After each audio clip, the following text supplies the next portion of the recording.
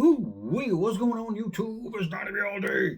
Getting back in the swing of things. All right, so today I'm pretty happy. I got to bring you a knife, one I've never checked out before. Now this is a Fallkniven.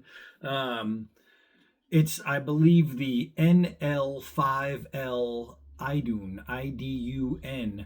And I have high hopes for this knife because it really reminds me of one of my favorite hunting knives, hunting/camp knives, just hen and rooster. So this knife and this knife are pretty similar.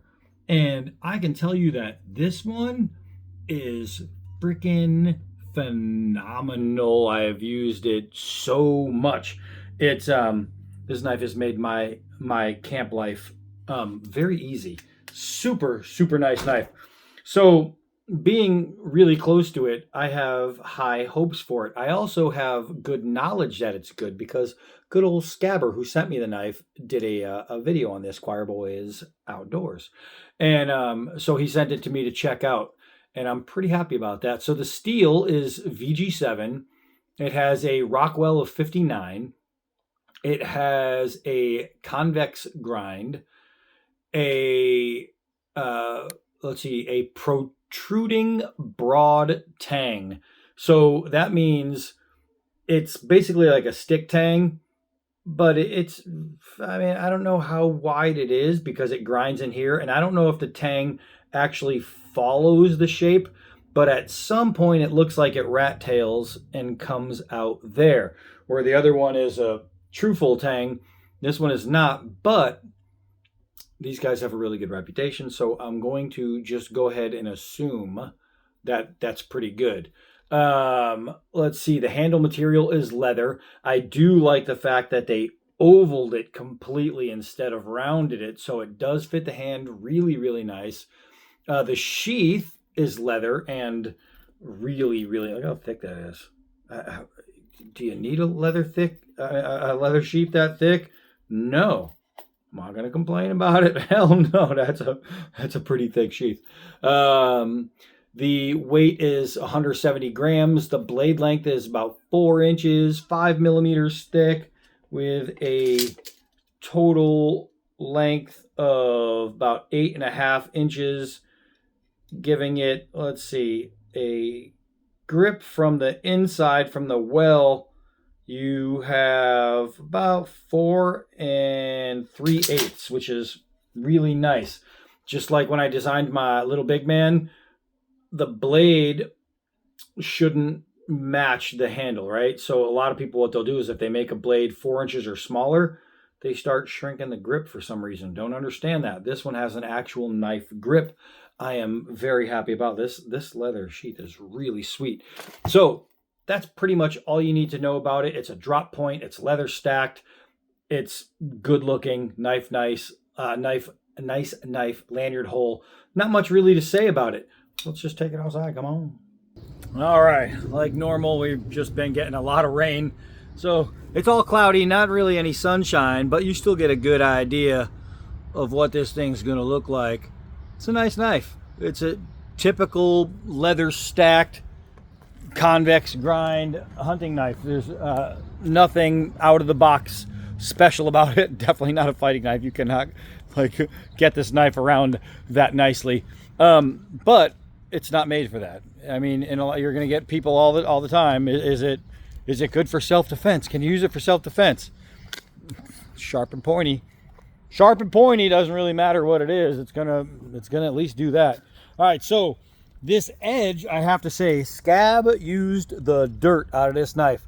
So I checked to see if the edge was sharp, and remember, it's a used edge. Let me call that dog. So the edge was sharp, but I tried it against some hairs, and there was no juice. So what I did is I just ran it across a steel rod, and just like that, I am shaving hair. So the natural edge, if you were to buy it brand new, is going to be, I guarantee you, razor sharp. If I made it that way, with just a steel rod after this thing took the abuse it already took. I guarantee you this thing was probably just sweet. I don't know if it's push cut sweet. Let's see. Let's see. Yep. So that is super, super clean cut right there. And that is no sawing. That is just a push cut. That's nice. That's nice. I thought I had a piece of hose already cut, probably under all this crap. So let's see if we can't get a new piece of hose here. Make sure you're all in there.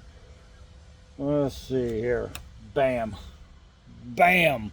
Nice and easy. This is a very, very well used knife. So yeah, I mean, you have to kind of be impressed that a steel rod was all it took to get this thing cutting like a maniac. That is really, really super nice. Let's see, and this is my first Fallkniven testing, so I'm really excited that it's going well to start, because I really wanted to test one because I just like the company. I like the kind of stuff they do. I like what they produce. I mean, this right here is just nice. This just is nice. Look at that. Look how smooth this feathering is. That is super, super nice. Let's do some pulls. Let's do some pulls, some really nice tight ones right here. Check this edge geometry. It is a full convex, which means it's the easiest grind you can do. But as Billy Ford likes to say, it's the easiest grind, but it's the hardest to get right. So let's see here. Look at these. Look at these curls. These are some swoops, actually. They got curls on the ends and then they swoop. It's just a really, am I even in there? It's just a really, really easy knife to use. I mean, it's effortless in getting all these perfect feathers. I mean, it's just so smooth. That there makes life easy.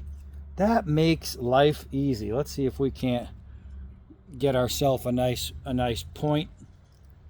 Let's see here.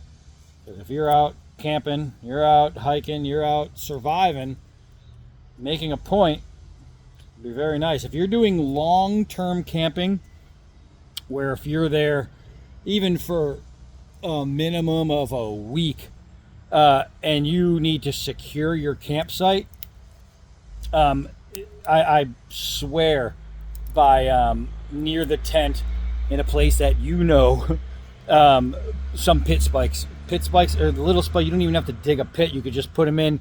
That way if critters walk by, boom, they step on them.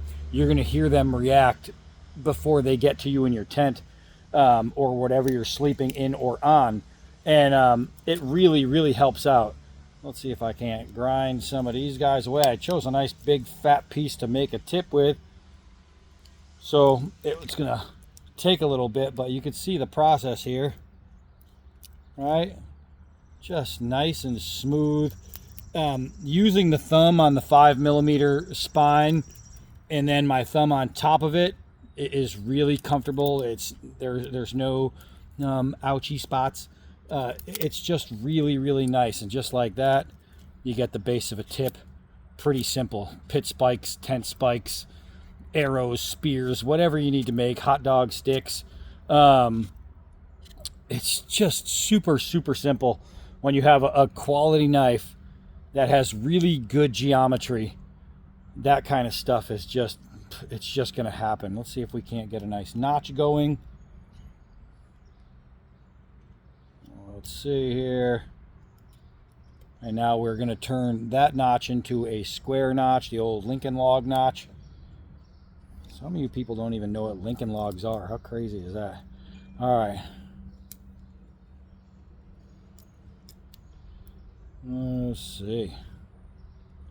Let's see. This is so easy to work with. This reminds me a lot of that Hen and Rooster. It reminds me so much of it. I mean, the price is going to be pretty far different. That Hen and Rooster is probably $50, and this thing's not. and they'll do the same job, but man, that's just nice. Just nice. This thing is clearly not a chopper, but what we want to do is we want to see if we can at least get some swings in the hand to find out if it's going to stay in the hand, which is pretty big. I just felt some raindrops, so we're gonna get this thing going here. All right, so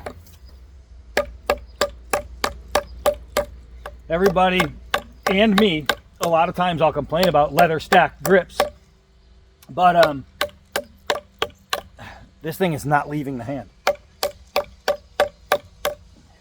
And you can see I'm choked way down, but what's helping me is this little piece right here.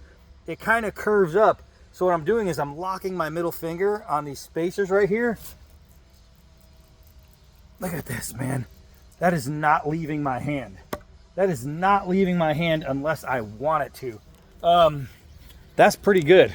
That's actually really good. Let's do some, since we're at a stump here, we're gonna do a couple 4-foot gravity drops and we'll see how that bite goes. 4 feet above the target, boop, drop it down. On bigger blades, you do this, you can check balance and all that. Smaller blades, it really doesn't matter. But that's nice. It has a nice little bite down. A couple hard downwards. Hard downwards are good because they don't just show you bite, but they can show you if your tip is going to bend. This one will not. And they can show you if anything is going to rattle, vibrate, loosen, things like that, because it's a lot of impact when you throw really hard. And you can see how deep that went in there. That's a hard throw. This is a little bit more solid than that other one. So that's actually pretty darn good. Oh, I know what I wanted to do. Walked right past it. This is where I was going, then I changed my mind. So this is that plastic netting.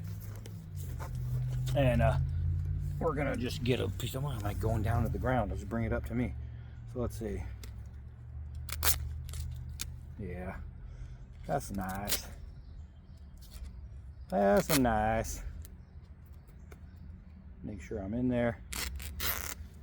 Yeah, so the plastic netting is a nice way to kill an edge. So you could tell, because if the cut is smooth, the knife is sharp. If it's really jagged and it's just ripping it, then the knife is not sharp. And a lot of that, even if you have a sharp knife, it could come down to geometry. And a sharp knife can still have problems just by geometry alone. But I think this is JR's knife.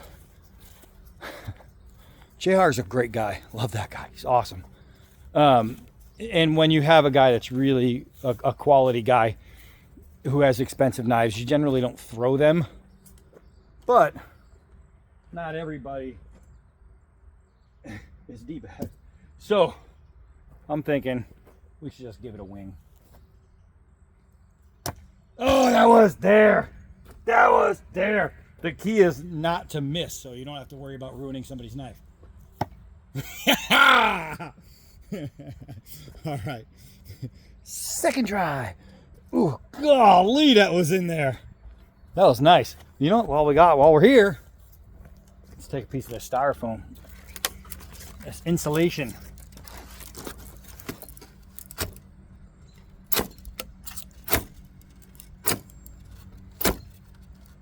Trying to hit the edge.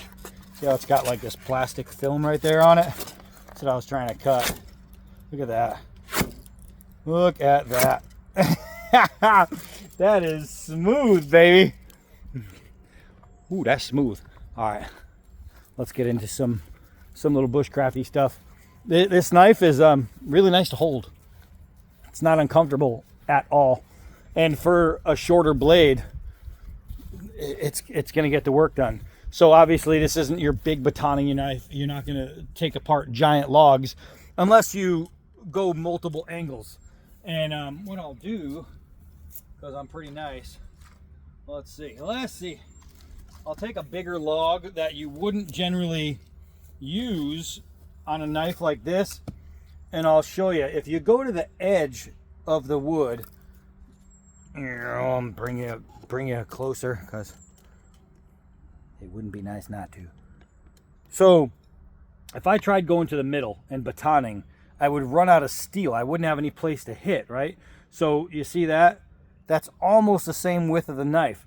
But if I go just to the edge, let's say I need kindling and there's no small pieces already, what I need to do is take something big and turn it into something small. So I'm going to break down part first, right? That's there. So now this is a little bit smaller. What I can do is turn it around and I can go to the other side. And now I'm taking a 3-inch log and I'm going to turn it into right there like a 2-inch log, 2.5-inch log. But now I want to do it again. I want to take off this other edge. I'm going to see if I can square the log. And this is a good thing to do, learning how to square a log. You try to find one without knots because you can see it just bowing out because it's all knots in there. But if you want to build something, if you're trying to build like yourself a little cabin or whatever, just by squaring them, you could make really nice pieces. Or even if you wanted to build like a little camp chair. But now you can see I have enough room until I get down to where that knot is to actually hit the knife, right? So look at that. I took a piece of wood that I wouldn't normally be able to baton through just from sheer size and made it really, really simple just by taking off the edges. Look at that, straight through the knot, no problem. It's just, I mean, little techniques, little cool things to make life easy. So let's see here. Yeah, leather ball. Are you going to be able to skin and take apart a dispatched animal? Absolutely, abso-freaking-lutely. I mean, it's going to be no problem at all.